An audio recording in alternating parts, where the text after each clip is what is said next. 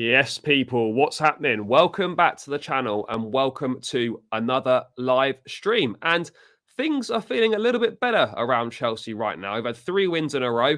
All those defeats seem like they've been banished to the past, and there's a bit more of a feel-good factor around the place. Certainly from a fan perspective, it's nice to be able to talk about some wins and talk about Chelsea in a more positive light than we have been able to in the last few weeks. But no midweek game this week, having played last week against Dortmund in the Champions League. Obviously, we'll find out who the last few teams will be this week in the Champions League draw, which takes place on Friday. So we'll find out our opponents in the last 8 there. We'll find out the route to Istanbul. But, a little bit of Chelsea news to go through tonight. There's a few things that have been coming out. Lawrence, thanks for coming as always, bro. Massively appreciate it. Haven't spoken to you really too much recently about the games and stuff, but mate, you must be delighted, as all Chelsea fans will be, that, we can actually talk about Chelsea in a slightly more positive aspect on the pitch. No, it's brilliant, mate. It's absolutely brilliant. And it just shows what a huge difference it makes. Sometimes, honestly, when you feel it like this as a Chelsea fan, because obviously we're not necessarily used to this, but imagine you're like an Everton fan. You've basically just lost every game for the last 3-4 years. Like, imagine how permanently depressed you're going to be. Like, it's just, we win 3 games and I'm over the moon. Like, Leeds was only a start because then it was only 1 and you didn't really know what happens after. But with Dortmund and then Leicester on top of it, it's good. It's good. Now, who knows how long it's going to last, but it's a start. Yeah, exactly. It's a start. Players seem to be, I wouldn't say they're more up for it, but, there seems to be like a team gelled a little bit more. There seems to be a bit more of a connection between the guys. Switching to the back 3 has definitely made a difference. I do find it funny, just briefly on that, how so many people were hating the back 3 under Tuchel. Desperate. I include myself at times on occasions in that. Desperate to move away from the back 3. Oh, we've got to go to the back 4. We've got to go to the back 4. The rest of the situation is we do not have the players to play the back 4. We haven't got the defensive midfield player to play the back 4. So, I don't think there's any coincidence that since we have changed back to the back 3, that we haven't lost a game. And whether it's right next season, I don't know. But for the remainder of this season, there is no reason, in my opinion, to go anywhere near the back 4 again. I don't know what your thoughts are on that. In terms of for the remainder of this season, I might agree. I'm not fully sure if it's just like because we don't have a DM, we can't play a back 4. But I feel like our squad have just played a back 3 for so long that it will just, I don't know, I feel like it would just take a while longer than maybe all of us expected a little bit to make a back 4 click properly. But I think it's also partly to do with just, the run. Because let's also not forget our bad run before the World Cup started in a back 3. Like, for example, Newcastle away, we played a back 3 in that game. So the last game before the World Cup. So it's not like we only lost games and were bad in a back 4, right? Or like Dortmund away. If we just take our chances, we win that game in a back 4. And the whole narrative is a bit different.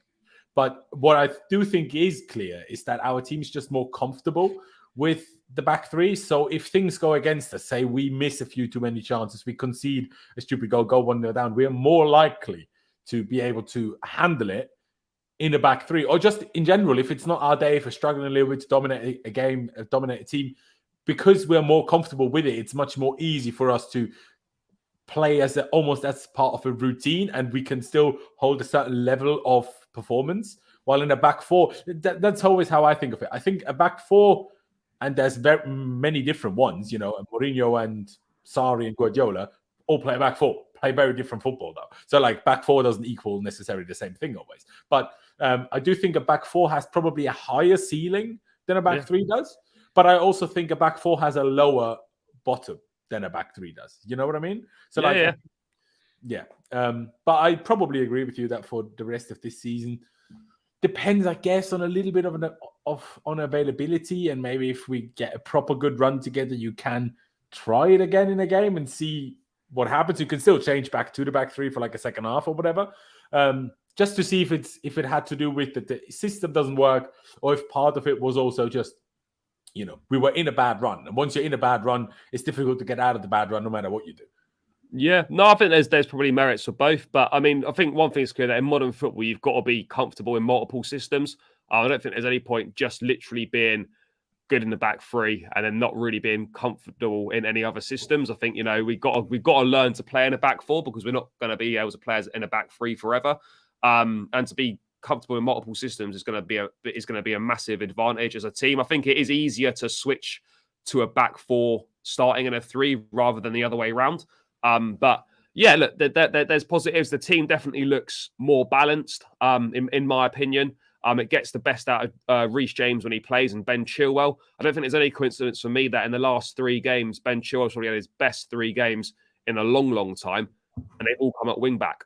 That to me is no surprise. It really isn't. I think with a 3 as well, I mean, we've had Enzo cover pivot the last few games. It's been decent. I think with a 3, because there's one extra centre-back, yes, you've still got to contribute defensively from midfield, but there's not as much onus on you to do as much defensive duty because there's that extra centre back there. So I think that also enables the likes of Cover and Enzo to be a little bit freer. And in attack, I don't know, it's kind of more of the same, really. Yeah, we're creating a lot more chances now. Is that because we're playing a 3? Who knows? But I think the fact of the matter is that some of our most creative players, despite the money we spent, are still the wing backs. So it makes sense to stick with that system, kind of in my opinion. But let's move it on.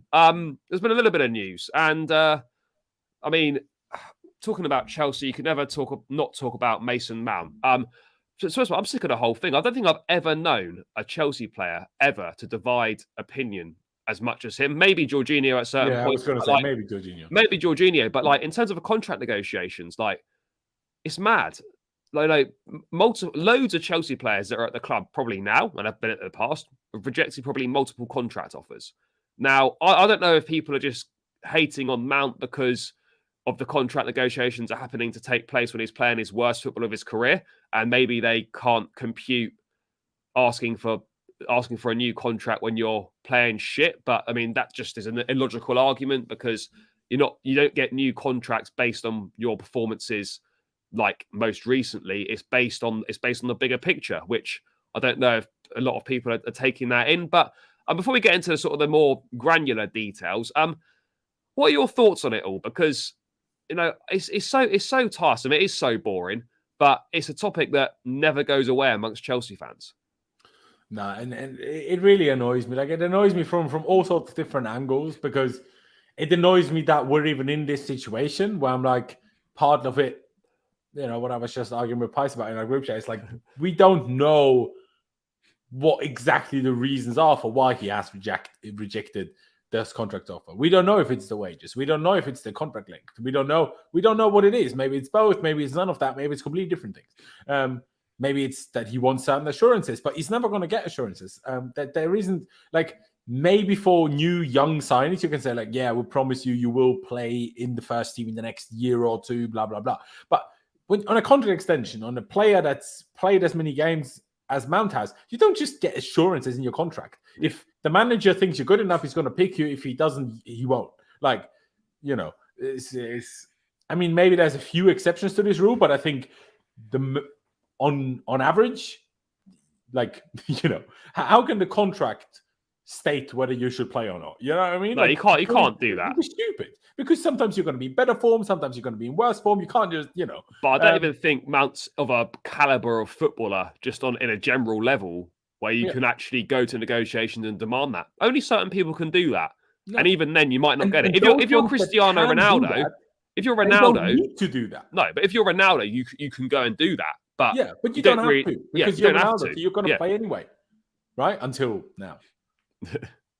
But, yeah, well, exactly. But like, I mean, and you're spot on when you say, like, no one actually knows what's going on. The amount of people that I see chatting just utter rubbish based on nothing other than their own opinion and what they think is happening, and their opinion being formed on the narrative that they want to tell or the narrative that they're backing or believing. Like, and then putting their own opinions across as facts is just.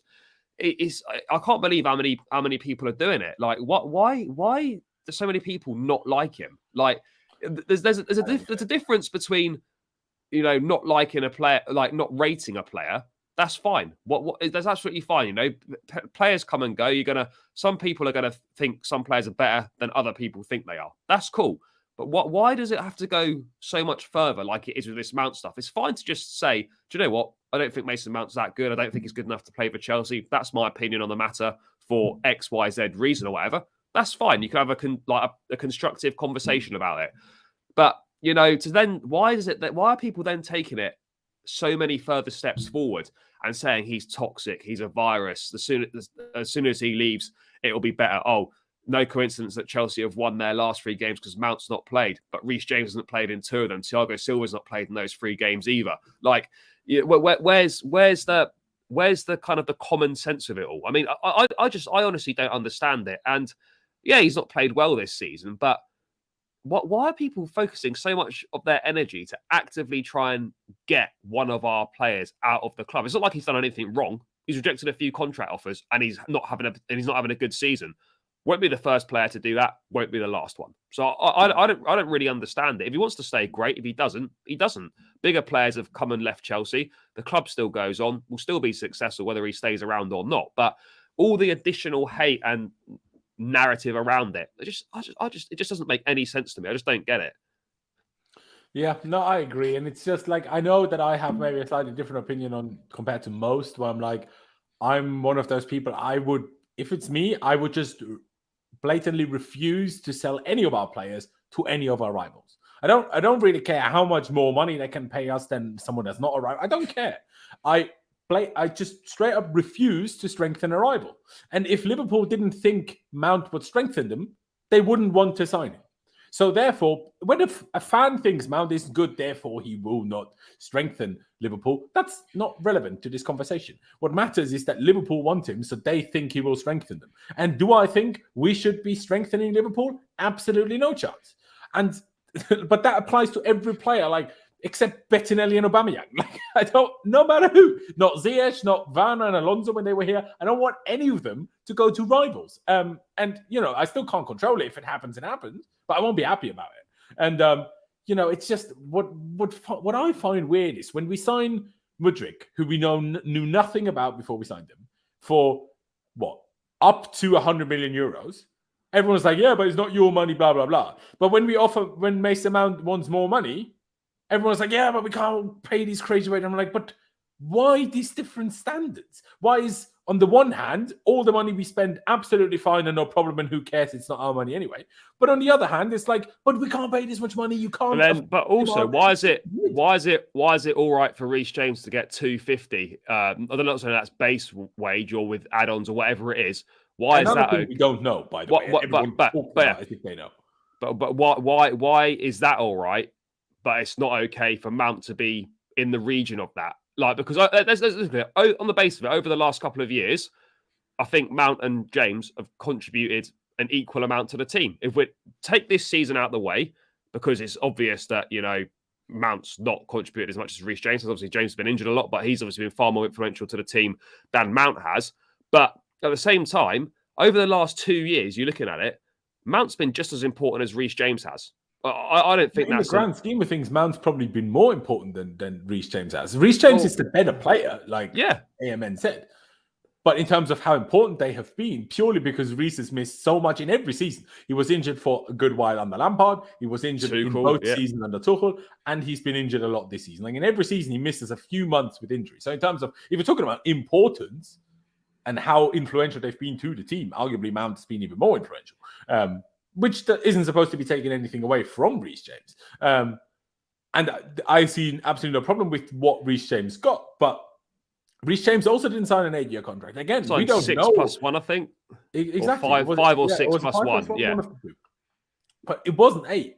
So if, and again, we don't know, but if this is the reason why Mount isn't agreeing to the contract, if it's the length of the contract rather than the money, well, some people say, oh, if he's not proper Chelsea, why wouldn't he want to sign for 8 years? Mate, it's like when people say, oh, if players love the club, they'll play for free. It's just it's just a nonsense argument. No one's going to play for free. It's like, mate, it'd be like to you, oh, you love your job. By the way, mate, do you mind doing that for free? Of course you're not going to do it for free. It's just weird, man. And it's also like, I don't know, man.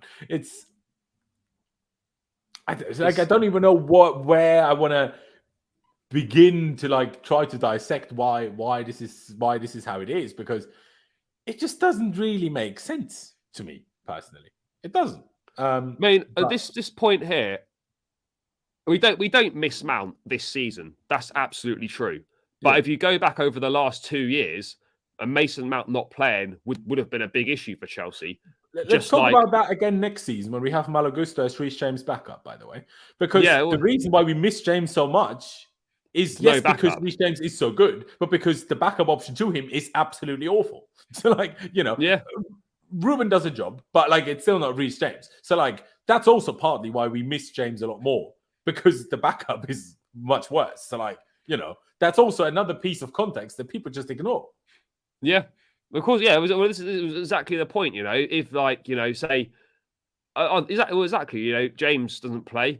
The drop off in quality is so poor. So of course we're going to miss him. Yes, if Gusto plays next season, he does really well.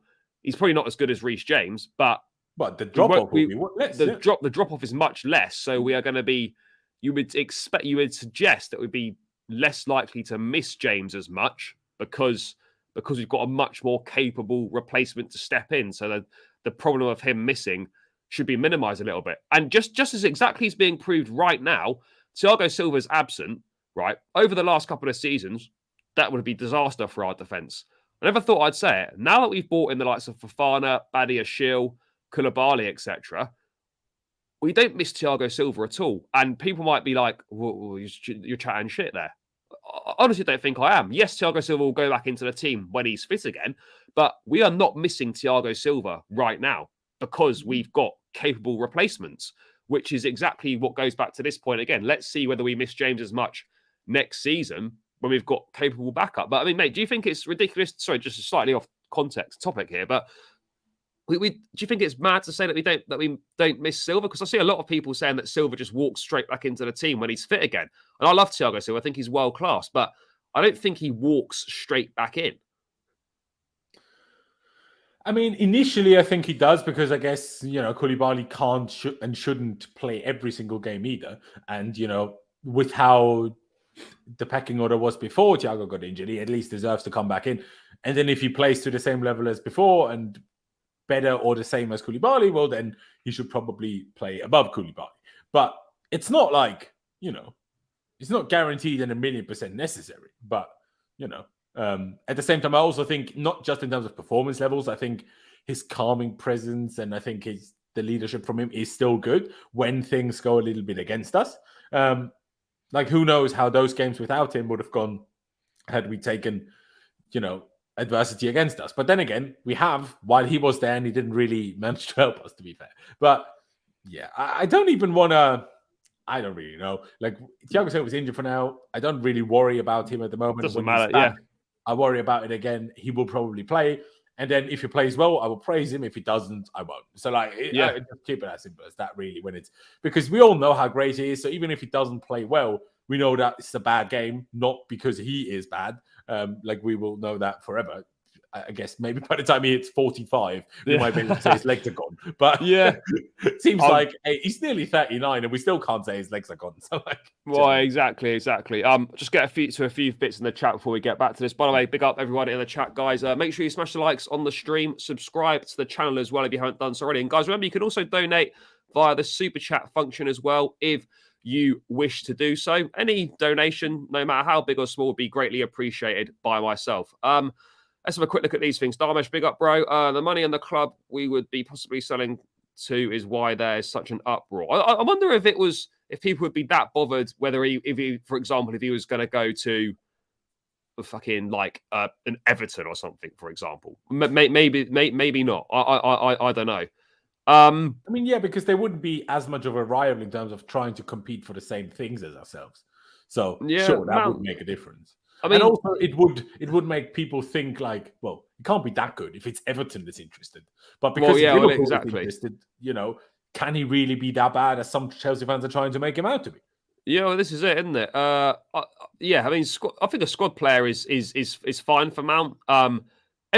Technically, everyone's a squad player. Yeah, what's a squad player? This is another. I mean, everyone is a squad player. Yeah. that the media and FIFA career mode have created this whole squad role that you have. If you play well, you play. If you don't, you don't. It's just as simple as that.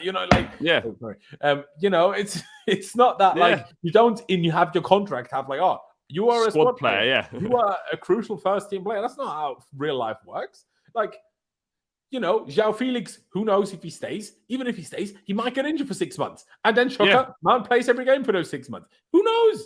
No one knows. Yeah, well, exactly. This is it, exactly. We don't even know what formation we're playing, bro. I'll get back to 3-4-3. Could be anything. I'll get back to a couple of these Mount things in the chat shortly. Mate, are you surprised by this a little bit? That Todd Boehly obviously initially handled the talks over Mount's contract himself, whilst Chelsea were putting together a new team. Matter was passed on to Win Stanley after the World Cup, which meant negotiations were effectively put back to square one. Now, Boehly's not a stupid man, very intelligent. Why would he seemingly, according to Matt Law, not have passed on any information from the contract negotiations to Win Stanley to then pick up for when he speaks to Mason Mount about that can't be true, surely. Come on, maybe in a very idealistic sense, yes, it was back to square one because you're kind of starting with a new person. But like you say, Boehly will have told Win Stanley what has happened so far in their negotiations. It's not like, Boehly offered 160, say, in September, and then Win Stanley was like, by the way, how about 150? Clearly not. Come on now. Yeah, no, it's a bit of an odd one, that. But one thing's for sure, that it'll all be cleared up in the summer one way or another. Obviously, his dad's going to be. Do you think the fact that he's now going to be represented by his dad for the negotiations in the summer increases the likelihood that he signs for the club? Because obviously, I don't know who his representatives were before, but obviously all the prior rejected offers last summer and the one before the World Cup was under different representation. Do you think his dad representing him makes it more likely more likely for a deal to be agreed, or it's kind of this just doesn't really mean much? I don't know. It's a tough one because I think it can mean both. Because on the one hand, the father is always going to back the son probably a bit more than a normal agent would, in terms of, a normal agent is maybe like, if their initial wage demand, say as a random number, is 240,000, an agent will probably go to Mount if they offer 180, be like, well, you've not exactly been in great form. Maybe just take the 180. You can still, if you hit form again in 2 years or in the next 2 years, you can still always negotiate a raise then type thing. But a father might be like, you're absolutely worth 240K. Stick with it. That's the only thing we'll accept. So it could be like that. At the same time, a father could be, well, Mason, are you really sure you should be leaving, going to a different club? You know how long you've been at Chelsea for? Is that so? It could be both. I genuinely don't know. I think seeing a few of the things that Tony Mount has apparently liked on Twitter and stuff, it seems, if anything, more likely that him being the representative for Mount in terms of negotiations makes it less likely that he stays. But again, it's a like on Twitter for a man in his 50s. How much value do you want to give that? It's not like he's doing shit like Pulisic's dad was doing. So, But let me just get to a couple of things in the chat on Mount, by the way. Where is it? I think this is a fair point, because I've thought about this a little bit as well. Yep. Where would Mount play? Maybe he sees it from a footballing point and wants to play regularly. There is also that point. I don't think anyone's actually considering perhaps that side of the argument, if there is that side. Well, I might make the case for it now. Is any part of me might think that, yes, I love the club, yes, I want to be here, but I also want to play football. And am I going to play regular football at Chelsea with all the new players that have come in, with the continued investment that will come in?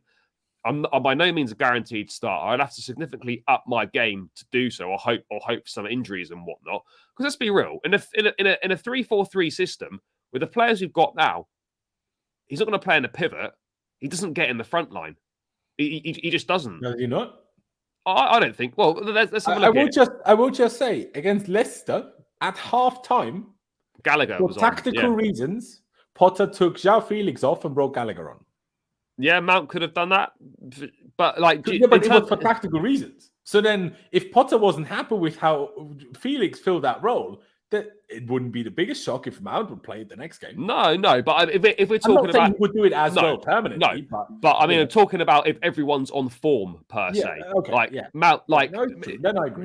Mount won't start on the right side ahead of Sterling. No. He won't start down the middle, and he won't start on the left ahead of the likes of Pulisic, Mudryk, Who knows if we can make Felix, or apparently, or whatever it is. So I totally get that. In a back three, is unlikely to start. In a 4-3-3, there's grounds for him to start as an 8. We know Enzo will play as one of the 8s. How much football is Kante going to play? Maybe Enzo will be the 6. Well, does Kante going to play regularly as an 8? Probably not. What's going to happen to Gallagher? What's going to happen to Ruben? Who else will be going to sign in midfield? Like, do you think that? Obviously, it's clear that Mount's, path to minutes is not as clear as it once was. He's not the automatic starter. He has. We would have, if you thought about it. Say when Lampard got sacked,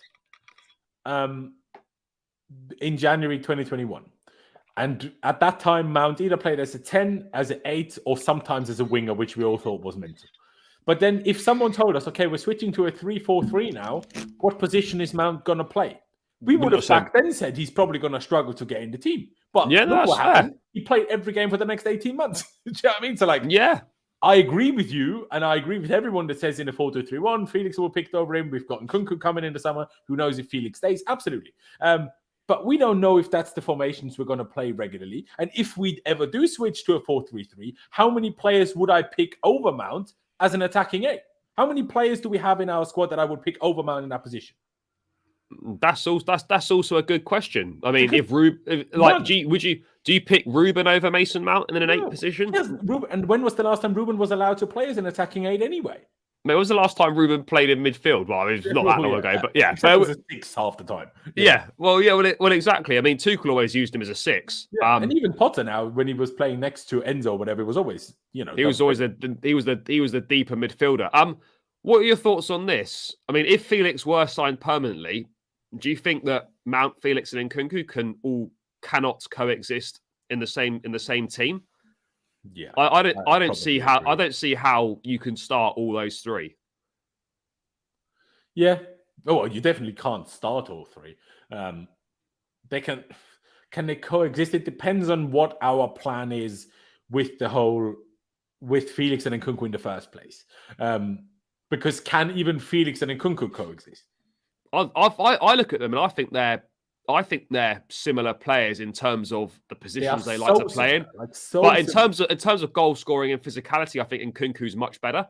Yeah. But in terms of in terms of the profile and the positions that they like to take up on the pitch, it's the same positions. Best as a second striker /10, can play as a 9, and can also play off one side. Yeah. They're exactly the same profile. And then you'd probably say, if Havertz stays as well, all 3 of those guys are basically the same profile of player.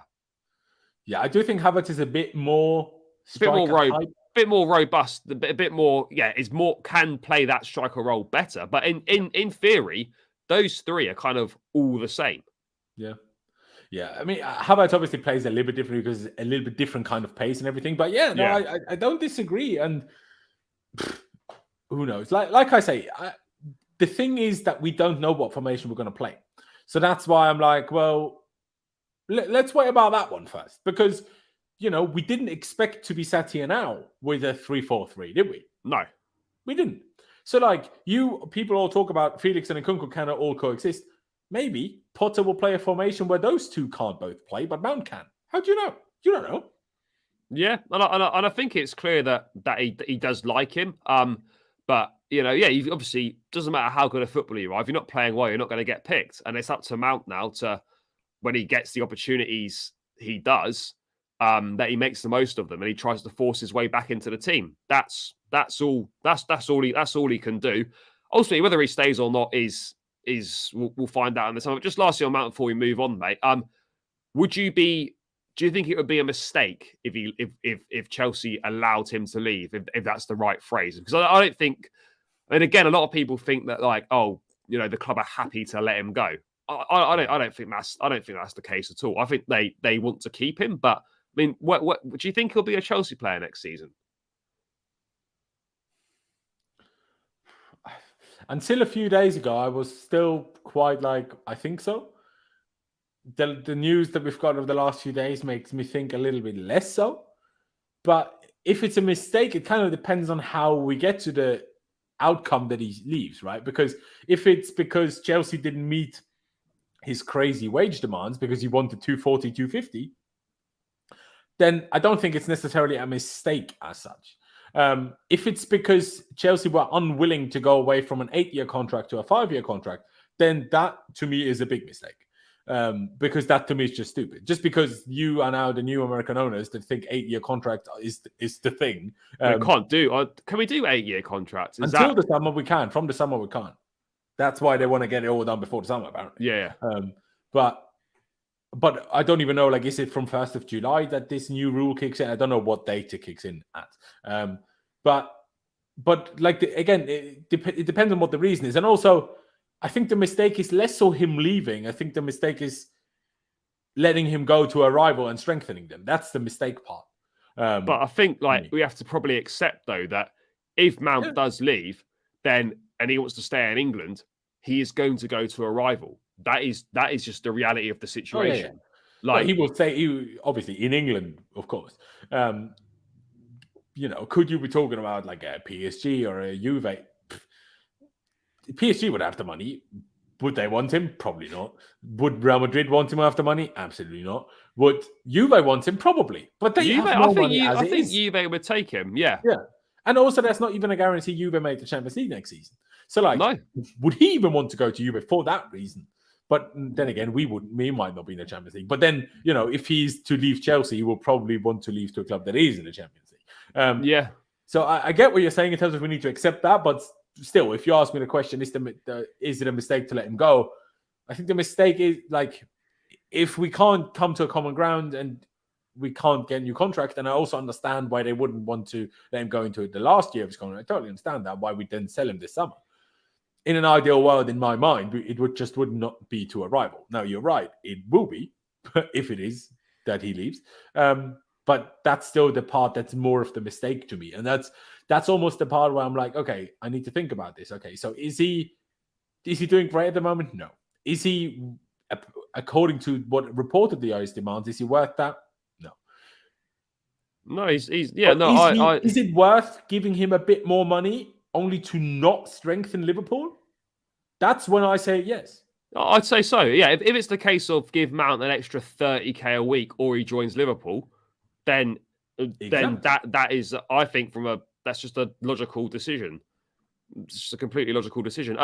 Moving from one midfield player to another, because why not? Let me just get to this from Jonas quickly. You can offer a 5+ contract, but when buying a player, you can only pay financially for the transfer amount in max of 5 years, no longer than that after June this year. Oh, I see. So I guess you can still do the longer contract. You can't amortize it over. You can only amortize it over 5 years. Yeah. But that, because of it's a contract extension, that doesn't apply anyway. No, I don't think it does. We're not buying him, so no. So I think that's why you can offer the longer contracts if you've already got the player, because it's an extension rather than signing a player. I think. Let's move on to other players then. We've got a lot of players that are heading into the last year of their contract from next season. Loftus-Cheek, Gallagher, Kovacic, Azpilicueta, Aubameyang. That's just 5 off the top of my head. I'm sure there might be maybe some more. Christian Pulisic as well. Let's start with Mateo Kovacic. Obviously, possibility that he could leave, of course. Just 1 year left on the contract this summer, and talks over an extension have yet to start. That doesn't necessarily mean that they won't happen, but I would have thought now with this new thing that the owners want, either sign a new contract in the summer or you're being sold to avoid going into the last year of the contract. I would have thought that someone of Kovacic's importance to the squad right now, that talks over a new deal would have started. Now, I've seen quite a lot of mixed opinions on Kovacic in terms of whether we should keep him or not. What are your thoughts on it? Obviously, I think he's not had his best season. He's been in much better form the last few games. But, I mean, if it was, for example, Kova needs to leave to enable Lavia, for an example, to come in, do you think that would be a good thing to do? Tough question. In a general sense, should Cover leave? I think no. If it's like, gosh, should he leave if we need to let him leave to allow another player to come in? But I don't see it that way though, because we've got Enzo, Cover, Kante, and who, right? That's it right now, yeah. Exactly. So to me, you can add a fourth to that, regardless of Cover leaving or staying. Oh, even if Cover stays, I should say. So I think Cover should stay. Now, do I think he always must play every game? Not necessarily, but he doesn't anyway. So, let's not forget, even under Thomas Tuchel, even in the season that we won the Champions League, Kovacic it was Kante Jorginho, wasn't it? Yeah. It was always Kante Jorginho. It was never Cover. So, unless he isn't happy with that prospect potentially happening again, because his wages aren't that insane. So, even if he wants a little bit of an increase in wages, it wouldn't be that crazy. So, I don't know if we will ever open a contract negotiations with him, but I hope we do. I think we should keep him. I don't like the idea that we get rid of all experienced players. I think that's a bad idea. Do you think I think our fans don't understand what an impact that has when you have no experienced players. Do you think he wants to stay? Do you think there's any part of him that thinks maybe, I'll go and have another challenge somewhere else? I think he's open to both, is what I would guess, but this is only me guessing, right? So I think if he was offered a new deal and he was happy with that deal, I think he would stay. And if he isn't offered a new deal, I think he would also be reasonably happy to go, if that makes sense. Yeah.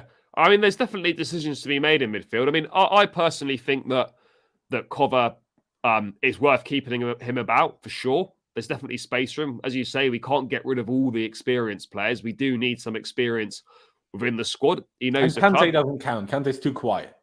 Yeah, and plus also, how much football is Kante going to play next season? And also, he's not even, whilst all the indications are that he will sign the new deal and he wants to stay, that's still not done yet. So, I'm not saying that's going to fall apart or anything, but until it's done, he at the moment is leaving the club for nothing in a few months' time. So until that's done, we have to wait and see. But I think it's worth keeping Koffer around. Good player. I agree with you that he shouldn't be starting every week or doesn't need to start every week, but he can be he can be such a valuable member to the squad and to that midfield, because not only do we need form, innit? That's why I want a quality set of options, because this is it. Not everyone is going to be in good form at the same time. That's what I was going to say, mate. You want strength in depth. Yeah, of course you do. But strength in depth's not just numbers. You want quality in depth as well, so that when one of your first team players can't play, whoever comes in can do almost as good a job, and you don't really notice the drop off. That's what you need, is when like Man City have had over the years. Oh, if Kyle Walker doesn't play, Cancelo plays. Not virtually zero difference. Oh, if Cover can't play, we'll play Lavia, or we'll play whoever. If Enzo can't play, we'll play Kovacic. That's what you want. So that the only way in which this can become a problem is if this was only 3 games we win and we start losing again now, and we finish outside of the European spots, and we only have 1 game most weeks. Then we could have too many people in the squad even then, and then it could be an issue. But with Liverpool losing again, I know Newcastle won, but there's still a small chance top 4 happens. It's 11 points. Yeah, we'd have to be 8 points of the game in hand if we win our game in hand against Liverpool, ironically, after the international break. It's possible. I still think unlikely, but we would of the 12 games we might left, make Europa League still. So then it's we can make Europa League still. Yeah. Yeah, so then you can still have Kovacic won't be happy playing Europa League, but that's only for the group stages. Once you get to the knockouts, it's okay. Yeah, no, it's not. It's not, to be honest. Other than once you're at the group stage, the Europa League, I know we banter about other teams being in it and whatnot, and it gets a bit of a rap as a shit comp. But actually, once you're out the group, it's not that shit. No, it's not different. We played Dortmund now, barely got through, and in the Europa League, you had Barcelona against Man United. Would we beat either as of today? Who knows? Yeah, but and we had Dortmund in the Champions League. So yeah. I see both Barca and Man United as quite a bit better than Dortmund, personally. Yeah. No, I would agree on that. But yeah, let's see what happens with Cover. I think I personally look, if he wants to leave, he wants to leave, and there's nothing we can do about that. But we haven't heard that he wants to leave, have we? No, we haven't. But I guess I just would have thought. I've got no idea how these contract things are, but I just would have thought that if a player's coming up to 1 year left in his contract at the end of the season, or maybe they're just focusing on getting this season done, we'll just sit down at the end of the season and sort it out then. Maybe there's not. Or Maybe there's not. maybe we just get to it now, like, April, March time, rather than in the thick of things as we were in the awful run of form in April. Maybe that would have been a smarter thing to do with Mount too. Had we waited until April, us being in better form, the fans would have been less. He maybe hit some better form as well if he gets to play himself again. And then everyone will be less annoyed about wage demands and this and that. I do agree on that. In terms of other players that might be looking to leave in the summer, well, there's a lot of choice to make. I mean, I named a few there. I mean, Loftus-Cheek, Gallagher. We've talked about Mount, Pulisic, and whatnot. But I mean, just on midfield, because we're not going to go through all of them. But I mean, out of Mount, Cover, Gallagher, Loftus-Cheek, and whatnot. Those all four of those, I'd be shocked if all four got a new contract. So, out of Ruben and Gallagher, do you think? I personally think only one of those gets a new deal. In my opinion, now I wouldn't be shocked if neither does, if I'm honest. Do you think so? I think both have got what I like about both of them is that they put a shift in. And they can do a job when called upon, and they don't make a fuss about not playing every week. If you asked me, would I give them a new contract? That's a different question. Would you give both of them a new contract? No, I would. I think it depends on who comes in as well. Honestly. I would still sell Gallagher. I like him, but he gets more money than Ruben would. A good job as a starter. Gallagher hasn't really done that a lot. Gallagher's best use for us has been off the bench to help us see out games, bring some extra energy, some extra, work rate, blah blah blah. If we can sell what he's worth to us, but we can sell him for 40 million upwards. He's not worth more than Ruben, isn't he? 40 million. Ruben, though, he's 27. He's much older than Gallagher. He's nearing 28, and he can play multiple positions, and because he's older, probably has less demands in terms of game time. So that's why I think Ruben is the much easier one to keep. The problem is Ruben's wages are much higher. So, would Ruben agree to a wage cut? And that's why Ruben's not going to get 150 again. I don't think he would get the same wages again. No, I don't think he would either. I mean, it's interesting because obviously maybe, a lot of players with bonuses. Maybe with the bonuses, but it will be interesting because. Whilst we've got to sort out the squad and a lot of players have got to go, we don't want to sell 3 midfielders in the summer. Now, I know that. Don't forget, we still have the Zakaria situation where we have an option to buy him. Do we take him or not take him? Yeah. It's not in terms of we don't get any money for him, but if we choose not to sign him, that's kind of another player leaving too. Yeah, well, it is. Well, this is exactly it. We've got to be careful. Yes, we know a lot of players need to leave, but in rebuilding the midfield, we don't want to leave ourselves short either. So we've got to make. There are some decisions to be made there. I mean, I do like Gallagher. Is he good enough to be a regular starter for Chelsea? No. Right now, no. Is he good enough to have an impact and be a squad player? Yes. Can Ruben do the same? Yes. Who's more likely to want to play regular football? For me, Gallagher's going to want to play regular football. Because he's younger. I know Jonas said in the chat that Gallagher, because he's younger, could improve more. That's fair. But neither of them are going to Connor isn't going to improve to a level, I think, anyway. You can disagree with that, obviously. But I think even if he does improve, and he probably will, considering he's 22, so he will still get better. But will he ever get to a point where I see him as good enough to start for us regularly? No. So I think Ruben gets going to work in the same realm as Ruben, because I think as of right now, Ruben is significantly better than Gallagher, but Gallagher can still improve. But probably not reach any higher than Ruben. I personally don't think he can even reach. I don't think Gallagher will ever play as well as Ruben did on Asari, ever. No, I mean, do you think Ruben gets any better, or is this it now of Ruben? No, I don't think he gets any better anymore. But the one thing he might do is just, become less injury prone. Seems to have managed to do that at the moment. Yeah, and if he does that, then just being fit consistently, that can help him get better a little bit, because all of his career until now, he was always stopped from improving by injuries, I guess. But I still, the guy's 27, nearing 28. You can't expect him to get much better at this point.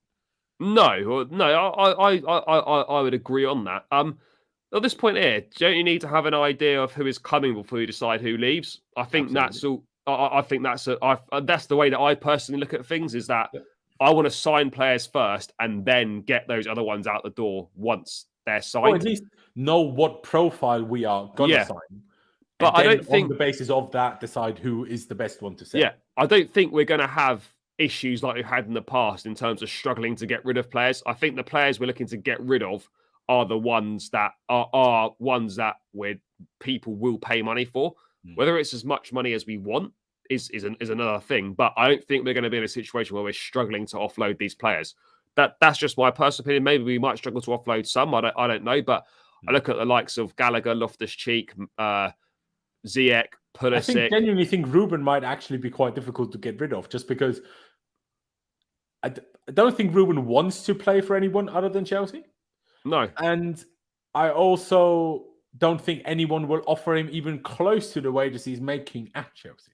So no, I don't think those so either. two factors combined, I don't think that even if we don't give him a new contract, I think there's no guarantee that we manage to sell him this summer.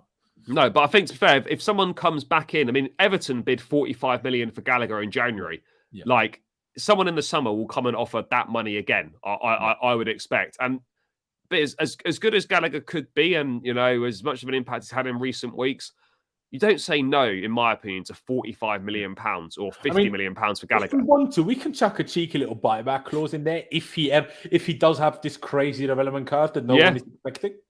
Yeah, you can chuck in a buyback clause as well. I mean, I just think 45 million, you just can't say no to that. Yeah, no, I agree. Yeah, exactly. And if that was Newcastle that had bid that, I think Gallagher would be off. Yeah. But yeah, I mean, let's wait and see. Wait, just a couple more things I wanted to go through quickly. Let's cover this goalkeeping situation real quick. Mendy back in training now. Yeah. I don't think he plays for Chelsea again this season. That's my opinion.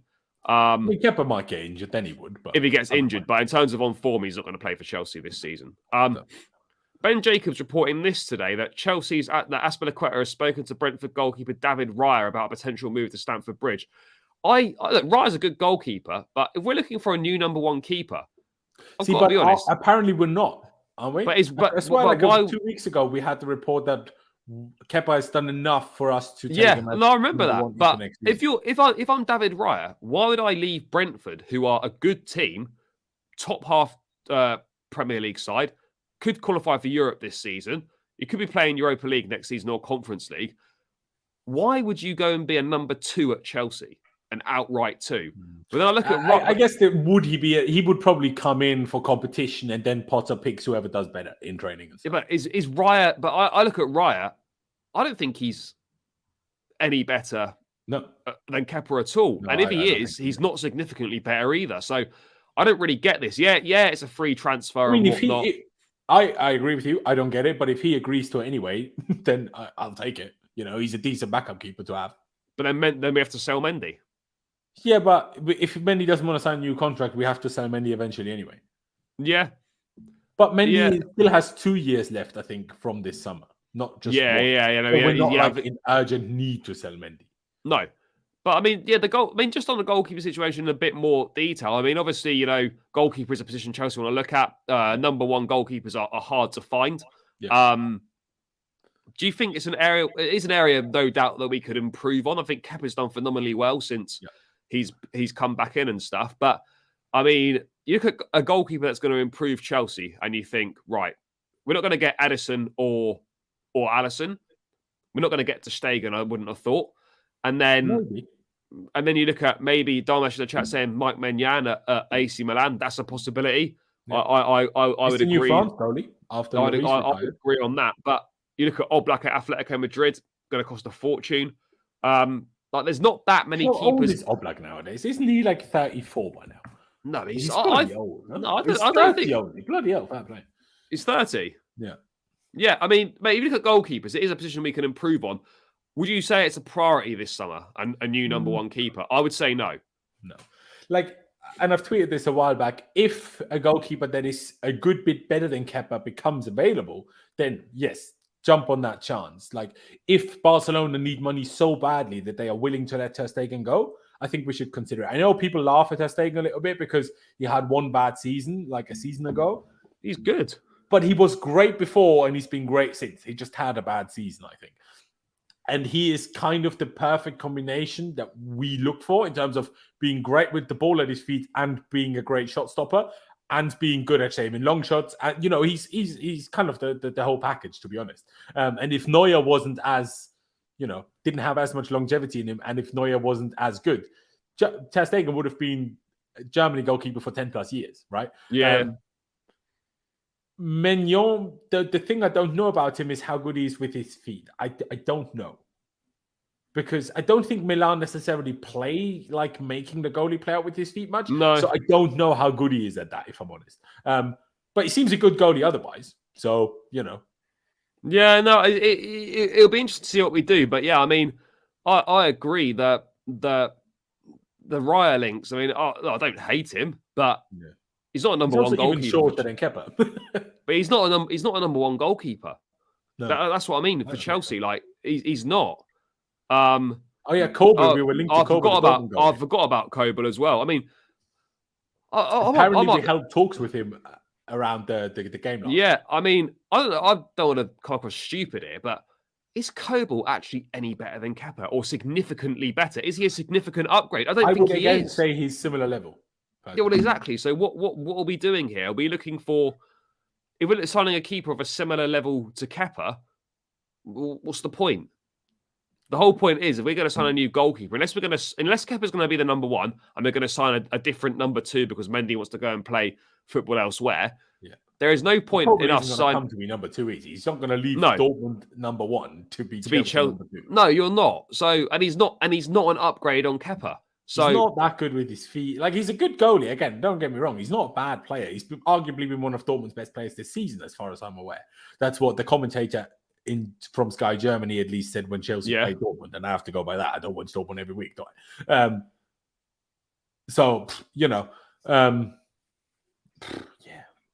I don't really know. It's not like, if they want to bring in Raya, it's a good backup goalie. If they want to bring in Kobel, I don't think we're selling Kepa. So no, I don't think we are either. Whoever comes in, then the manager just needs to pick who's better, or the goalkeeping coaches. So if Raya is same level as Kepa, then sell Kepa. Kepa has high wages, and we need to control the wages ASAP. But I know that's a fair point, but I don't think Raya is as good as Kepa. Not just that he's not better. I think he's not as good. No, people might disagree with that, but I think that. I don't think Raya's better than Kepa. Not. What I'm saying is, if we're going to sign a new goalkeeper, it needs to be significantly better than what we've currently got. And these names. We also when do people want us to challenge seriously again for things? Because we've just completely revamped the whole back line this season. Like, other than Thiago Silva, it's a completely new back line. So do you want to add not back line, centre backs? But Kepa's been one of our best players this season. Another one that's important to the relationship, to the consistency. You can't change your whole team in a year and then expect us to challenge the year after. It doesn't work like that. Like, if you get Raya in and he then plays every game all of a sudden, how long is it going to take until the relationship between him and the defenders is going to be up to scratch? Like, it took Kepa years. Yeah. And now Kepa has finally got to that point where he isn't a prick anymore, like in the cup final when he refused to get subbed off. He isn't inexperienced anymore. He has found clearly some confidence and, found himself almost as a person. He's very vocal. He's a leader. Like, all of the good things that Kepa does now, he's only started to do recently.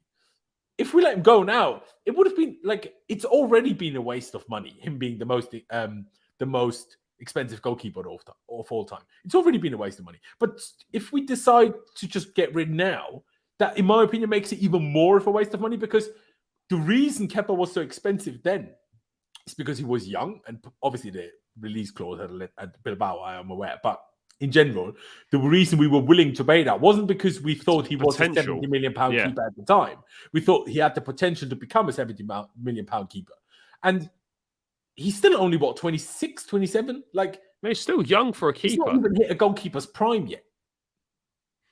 But do you know what? This might be an outrageous take. If you take Lampard's reign aside, I actually think Kepa's been fucking good for Chelsea. Mate, he's one clean sheet away from Courtois. Well, exactly. In less games, mind you. In less games. Honestly, if you take take Lampard's seasons out, Kepa's actually been really good for Chelsea, and I don't think people give him the respect that he deserves. And you look at it now, I can understand. Oh, he's a flop signing after the when you're looking at him during his time when Lampard was here. Yeah, but you look at it now.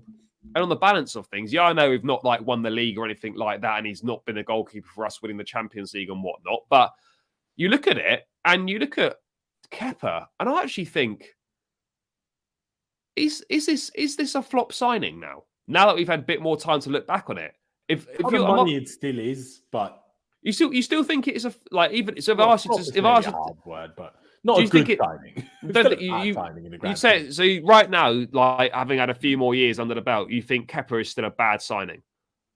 Well, bro, he spent 2 years on the bench. Well, yeah, he did, yeah. In the world. Because not only he was bad on the Lampard, but then he also spent 2 years on the bench, though. So, yes, that meant he didn't do anything wrong because he didn't play, but we also had the most expensive goalie in the world on the bench. So we did.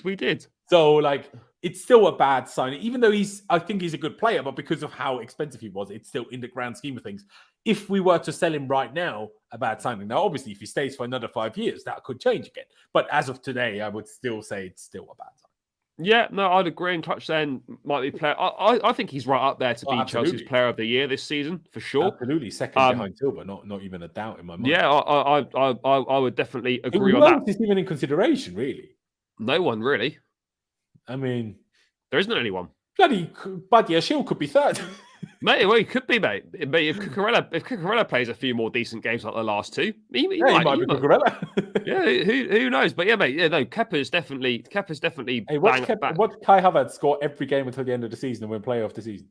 Yeah, and then get another season at Chelsea and be shit until March. At least until March. The same again. Yeah, and then do the same again, mate. This is the Kai Havertz season. Hey, March. To be fair, if we want to just win the Champions League, that's exactly when it matters. Yeah, March till May is Kai Havertz's football career. It's Kai Havertz season, bro. It's Kai Havertz season. It is, mate. It is.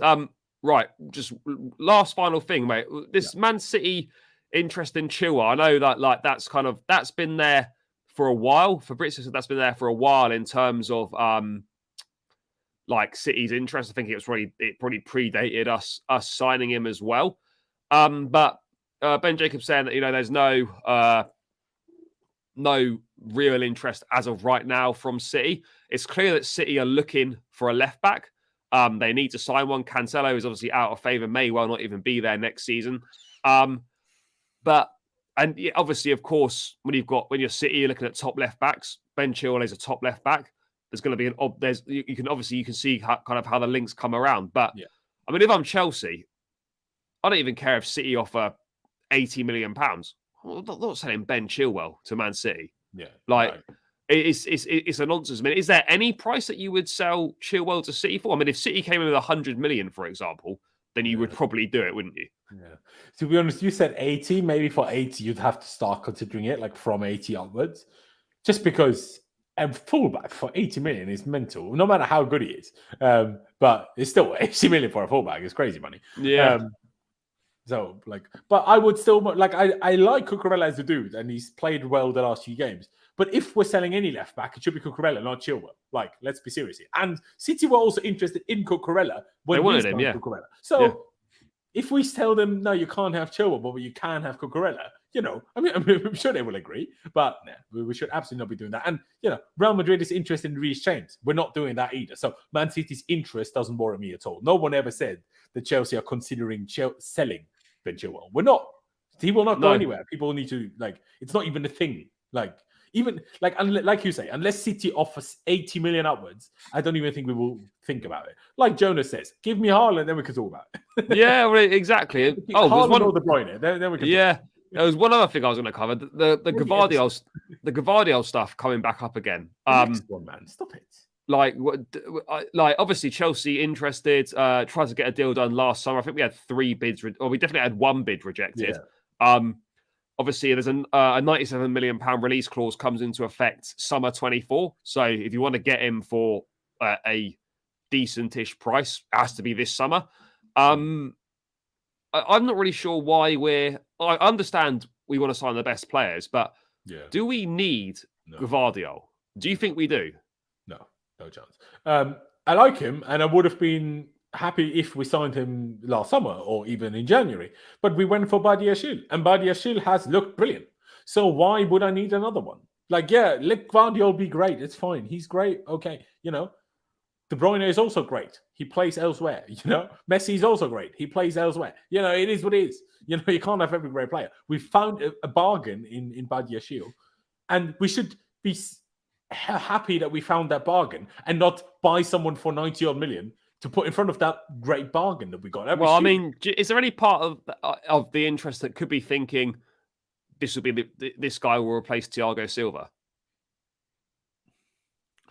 But I don't even see him as that, though, in a way, because Thiago Silva, would Gvardiol play in the middle of a back three? I don't think so. No. And you wouldn't want him on the right side because he's left-footed and plays left centre back or left back. So, I wouldn't even see him, And then we suddenly have 3 left-footed centre backs in the team in Koulibaly, Badiashile, and Gvardiol. Koulibaly's right-footed, bro. Was Koulibaly right-footed, is he? Yeah, he's right-footed. He's just very good with his left foot. To be fair. Well, maybe that's probably why Cucurella, he plays left centre back. Well, this is only if we stick with a 3. Yeah, absolutely. But still, and Levi Colwill is also left-footed. Yeah, mate. There's so many options. We've got great defensive options, and yet we're seemingly linked with another centre back. This is another one where I'm like, surely not. Number one, where is all this money supposed to be coming from? Come on. If we want a striker who's going to cost probably 100 mil, if we want Osimhen, if we want to sign DM still, who no matter who it is, they're going to be 60 mil upwards. We want a goalkeeper, sure, maybe not a first choice one, but still a goalkeeper. And then what, you want to add another centre back to that? To be honest, that's the point where I'm like, okay, maybe we need to sell all the common players, but let's just not sign Gvardiol and keep 1 or 2 of the common players. That's mate. I mean, if there was a choice, if it was, I mean, I would probably do this, and maybe people wouldn't like it, but if it was, you've got to sell Chalobah and Colwill, but you bring in Gvardiol, I'd actually do that. Is that bad? Mate, would you do that? I just don't think I'm not an expert on Levi Colwill, but Levi Colwill seems to be very, very good.